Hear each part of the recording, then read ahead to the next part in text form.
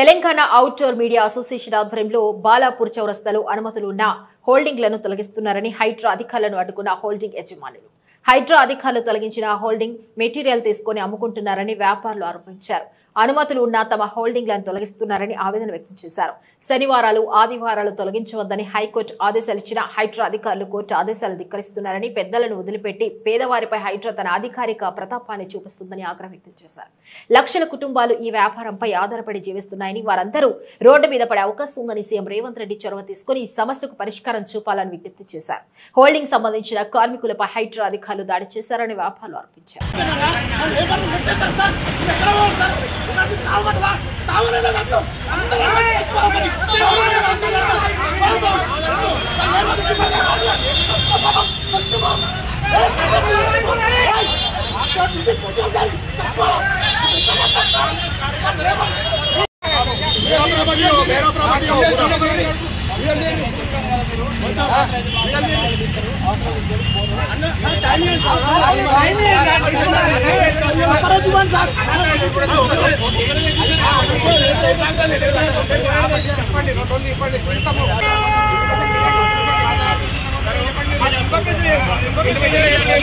మీరు ఎవరైనా కానీ తీసినాక మీకు మంచిగా ఉన్న చూడరు. మీరు ఎవరైనా రిపోర్టింగ్ చేస్తున్నారు.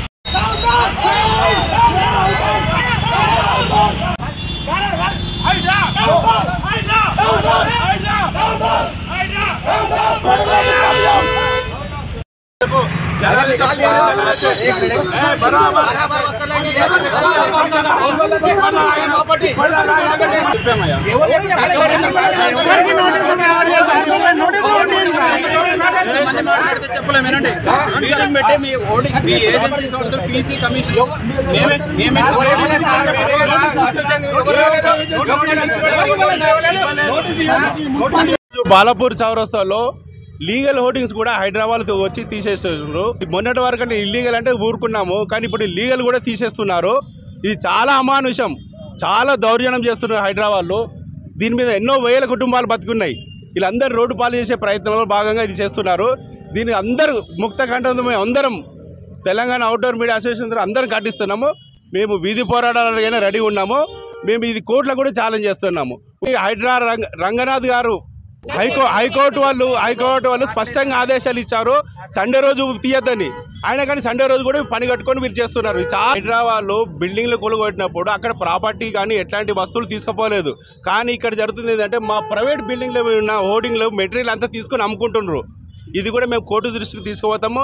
వీళ్ళకి తగిన శిక్ష వేస్తాం. హైదరాబాద్లో మెటీరియల్ కూడా అమ్ముకుంటున్నారు. మాది మెటీరియల్ తీసుకోపోయి వాళ్ళు అమ్ముకుంటున్నారు. లేకున్నా కానీ నోటీసులు ఇవ్వాలిగా, ఇంత నోటీసులు ఏం లేదు అని లీగల్ పీకేస్తున్నారు. ఇవాళ లీగల్ పీకేసి అమ్ముకుంటున్నారు. హైడ్రా వ్యవహరిస్తుంది ఆథరైజ్డ్. ఫస్ట్ ఏమో చెప్పారు ఇన్లీగల్ ఓటింగ్లు మేము రిమూవ్ చేస్తామని చెప్పేసి హైడ్రా మమ్మల్ని హెచ్చరించింది. దానికి మొత్తం మేము అలర్ట్ అయి ఉన్నాం. ఈరోజు వచ్చేసి వితౌట్ మా ప్రాపర్టీ మీద వాళ్ళు ఆధిపత్యం చెలాయించి మా వర్కర్లు వెళ్ళినా కూడా వర్కర్లను నెట్టేసి హైడ్రా అమ్ముకుంటున్నారు. ఇదేంది? ఇది ఎక్కడ మన ఇది ప్రజాస్వామ్యమా? మనం ఎక్కడున్నాము ఇప్పుడు? మనం ఎక్కడున్నాము? ఇది ప్రజాస్వామ్యంలో ఉన్నామా? మనం ఏడున్నామా? ఇది ఈ రేవంత్ రెడ్డి ప్రభుత్వానికి ఇది సిగ్గుచేటు. తక్షణమే దీన్ని హైడ్రాను రద్దు చేసి మూసివేసి ఇది మొత్తం దీని మీద చిన్న కుటుంబాలు మధ్యతరగతి కుటుంబాలు, వేల మంది కార్మికులు, ఫ్లెక్సీ మీడియా మౌంటర్లు అందరూ దీని మీద మేము ఆధారపడి ఉన్నాం. దీని వెంటనే హైడ్రాను రద్దు చేసి మమ్మల్ని సేవ్ చేయకుండా మాత్రం మేము ఎక్కడికి పోవడానికైనా సిద్ధమే, చివరికి ప్రాణాలు అర్పించడానికైనా సిద్ధంగా ఉన్నామని మేము ప్రభుత్వాన్ని హెచ్చరిస్తున్నాము. హైడ్రాను కూడా హెచ్చరిస్తున్నాము.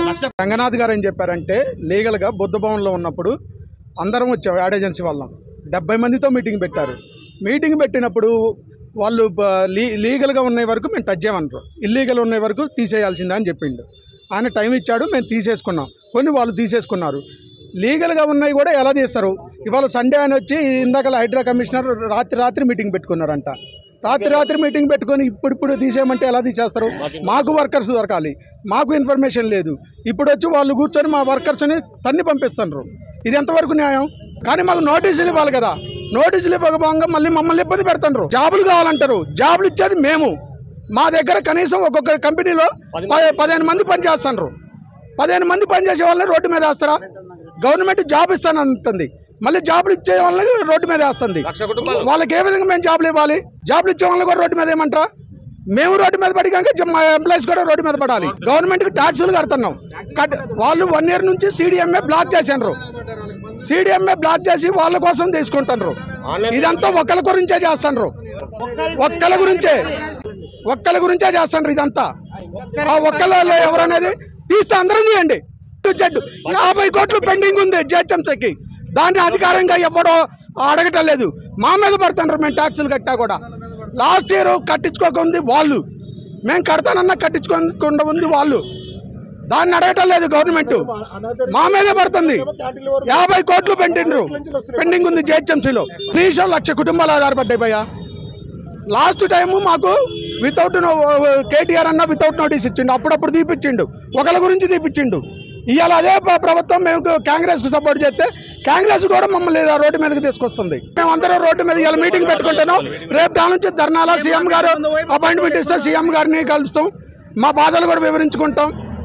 వాళ్ళు విన్నవించుకుంటే మాకు కూడా హెల్ప్ చేస్తారని అనుకుంటున్నాం. మా వర్కర్స్ పైన కూడా వాళ్ళని కొట్టి దింపారంటే ఇది వాళ్ళ మీద మేము కేసు పెట్టాలా, మా మీద వాళ్ళు కేసు పెట్టాలా? మా మీదే వాళ్ళు కేసు పెడతారంటే ఇవాళ